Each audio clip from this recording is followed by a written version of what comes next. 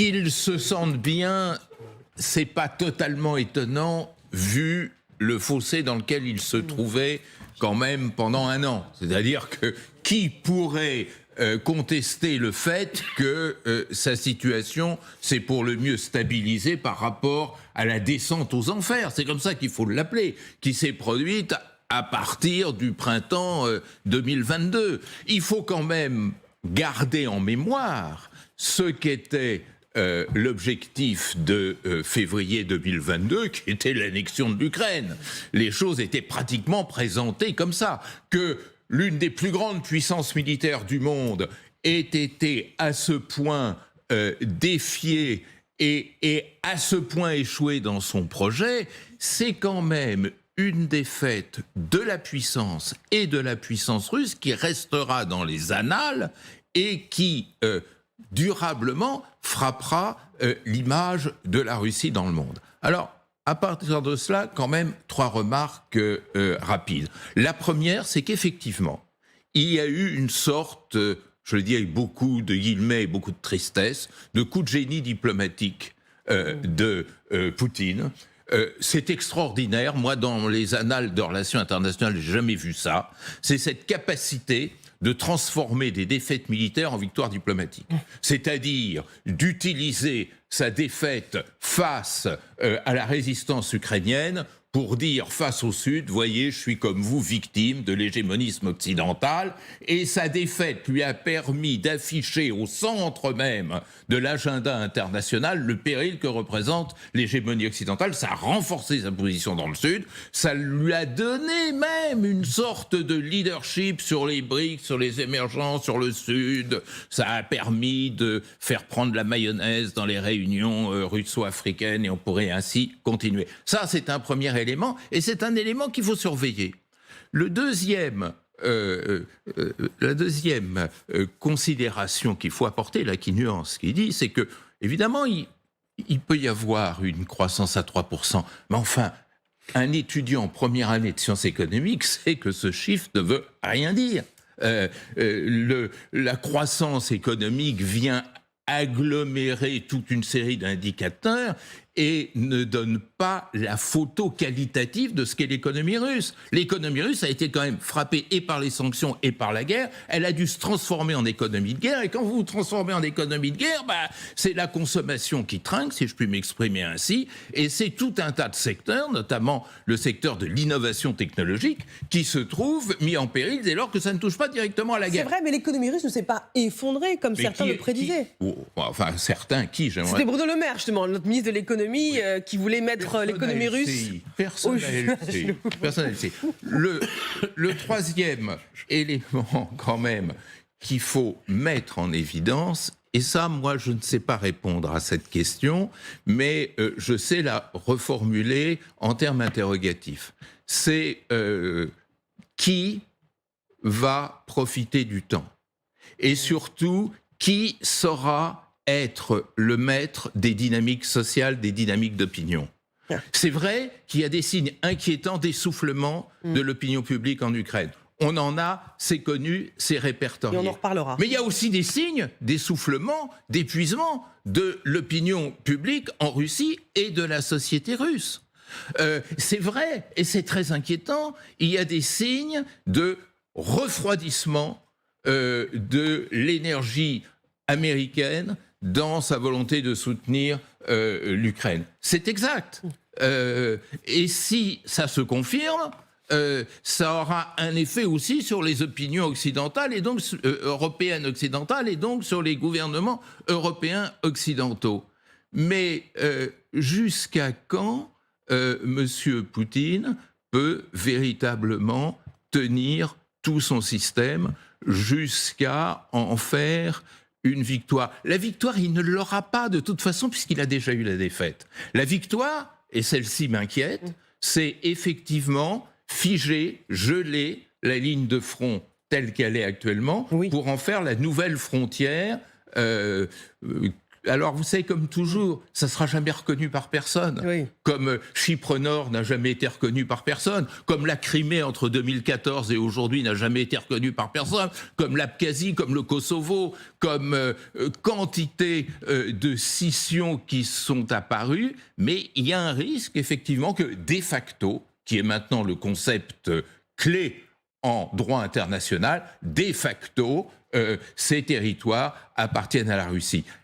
Si c'est ça qui le rend joyeux et qui lui donne envie d'écrire des romans d'amour, bah, ça prouve que finalement, et ça c'est une découverte, c'est un monsieur modeste. Oh mon Dieu. Colonel Pierre de Jong, votre analyse? Il y a un point très important, c'est la guerre en Israël, qui est quand même la cerise sur le gâteau, et qui, pour lui, c'est le bonheur total. Pourquoi ? Parce que jusqu'au 7 octobre, on ne parlait que de l'Ukraine, que la problématique ukrainienne et russe, et depuis le 7 octobre, eh ben, en fait, l'Ukraine a littéralement disparu des radars. Alors, à des nuances près, bien évidemment, mais pour lui, c'est le bonheur total. J'imagine que, encore une fois, je veux dire que non seulement ça a disparu du radar, mais en plus, on a des problèmes, enfin, les Européens, en tout cas les pays de l'OTAN, ont des problématiques d'approvisionnement en munitions et en armement, et donc aujourd'hui, Israël va en demander. Donc, si vous voulez, la manne financière et matérielle, si vous voulez, de l'Europe de façon générale, elle va se diviser par deux, structurellement. On avait déjà du mal pour approvisionner que l'Ukraine. Là, en plus, il y a Israël et tout le reste. Donc, on voit bien que tout ça, ça va diviser, et tout ce qui divise favorise Poutine. Donc, pour lui, encore une fois, les planètes sont plutôt bien alignées. Il y a un dernier point, c'est l'opinion publique russe, qui aujourd'hui, elle est plutôt confortable. Enfin, moi, ce que j'en entends, ça se passe plutôt bien. Le système fonctionne bien, la désinformation fonctionne correctement. Donc tout ça, c'est plutôt nominal, comme on dit. Encore une fois, je veux dire que cette guerre, elle rapporte fondamentalement à Poutine. Il sort d'une espèce de ghetto un peu bizarre dans lequel il était reçu par tout le monde, un peu maltraité. Là, pour le coup, il était totalement maltraité, mais il est plutôt bien perçu dans son pays. Donc pour lui, je pense que ces deux facteurs intérieurs et extérieurs, je ne traite pas le centre, parce que ça a été fait par le professeur de façon brillante et remarquable comme d'habitude, mais c'est vrai que cette guerre en Israël est pour lui un bon moment. Renaud Girard. Alors, je voudrais juste corriger un élément factuel qu'a dit Bertrand Badi. Il a parlé donc d'Abkhazie, de Chypre Nord, etc., que c'était pas reconnu, c'est tout à fait exact. Il a cité aussi le Kosovo, là, ce n'est pas exact. C'est vrai que le Kosovo, c'était des sécessionnistes albanophones de la Serbie qui ont été aidés par une guerre de l'OTAN qui était illégale parce que pas reconnue, pas autorisée par l'ONU et pas autorisée par la charte de l'OTAN. Mais il y a quand même la plupart des pays européens et des pays occidentaux, les pays de l'Ouest, qui ont reconnu l'indépendance et qui fait du Kosovo. Partie de l'ONU Et qui fait partie de l'ONU. Alors, le droit international, il est là. Hein. Oui, donc, non, mais vous avez dit que vous avez mis le Kosovo, comme vous avez cité l'Abkhazie, etc., et le Kosovo. Non, le Kosovo, c'est différent, puisque ça a été reconnu par beaucoup de par pays. Ceux qui l'ont fabriqué. Par ceux qui l'ont fabriqué. Voilà, par l'Occident, par la guerre qu'a fait l'Occident. Même pas l'Espagne, par exemple. Mais l'Espagne, effectivement, qui a peur. Alors, sur Poutine. Sur Poutine, oui, je crois que Poutine, il a fait preuve de patience stratégique. C'est-à-dire, en fait, je ne suis pas sûr que la comparaison lui plairait, mais c'est un petit peu comme l'Angleterre après la rencontre de Tilsit entre Napoléon et le tsar Alexandre Ier, où Napoléon a vraiment la maîtrise de l'Europe, il vient de gagner la bataille de Friedland, il s'entend avec le tsar, et donc ça se passe mal pour l'Angleterre, tout ça. Alors certes, l'Angleterre a coulé la flotte française à Trafalgar, à Beaucaire, à Trafalgar, mais c'est quand même... Et là, les Anglais décident d'attendre une bonne nouvelle. Et la bonne nouvelle, ça a été effectivement la guerre d'Espagne, commencée en 1809 par Napoléon, et ensuite les sottises, les erreurs stratégiques de Napoléon ont fait le bonheur de la Russie. Et là, je crois que il s'y attendait pas en fait à cette guerre au Proche-Orient. Et évidemment, en termes d'image, ça le sert beaucoup dans sa seconde guerre, dont a parlé Bertrand, qui est la guerre hybride contre l'Occident. C'est-à-dire qu'il y a une guerre contre l'Ukraine, et puis une guerre générale contre l'Occident. Pourquoi ça l'a servi ? Parce qu'il montre les images de Gaza. Oui. Gaza est bombardée avec des bombes américaines. Ils disent, voilà ce que font les bombes américaines, et donc les Américains ne peuvent plus faire la leçon, comme ils avaient fait sur Mariupol, par exemple. Ils disent, Gaza, ça ressemble beaucoup à Mariupol, même si évidemment les circonstances sont totalement différentes et les causes sont totalement différentes dans ces conflits, mais c'est un langage qui est tout à fait reçu par les pays du Sud global, c'est-à-dire qui accuse l'Occident d'avoir deux poids, deux mesures, notamment dans ces sanctions internationales. Il y a des gens qu'on sanctionne.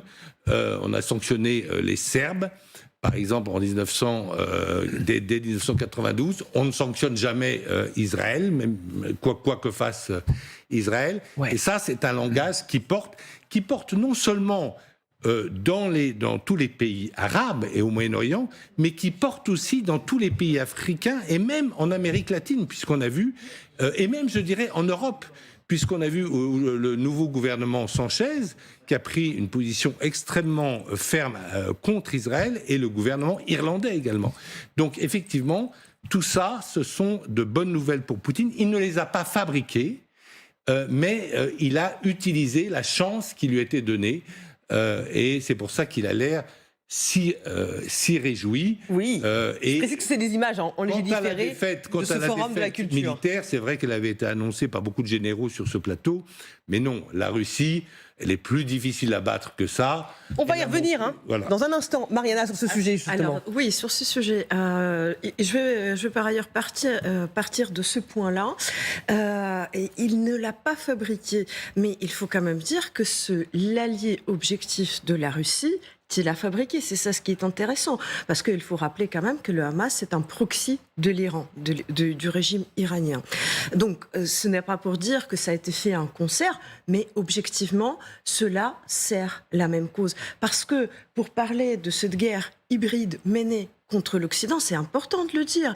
Il y a en effet une guerre hybride menée contre l'Occident tout entier. Eh bien, l'Iran, c'est le 10e pays qui mène cette guerre hybride et dont l'objectif, rappelons-le, c'est la destruction de l'État d'Israël, mais également la destruction de l'Occident. Ils ne s'en cachent pas, ils le disent très ouvertement depuis des décennies.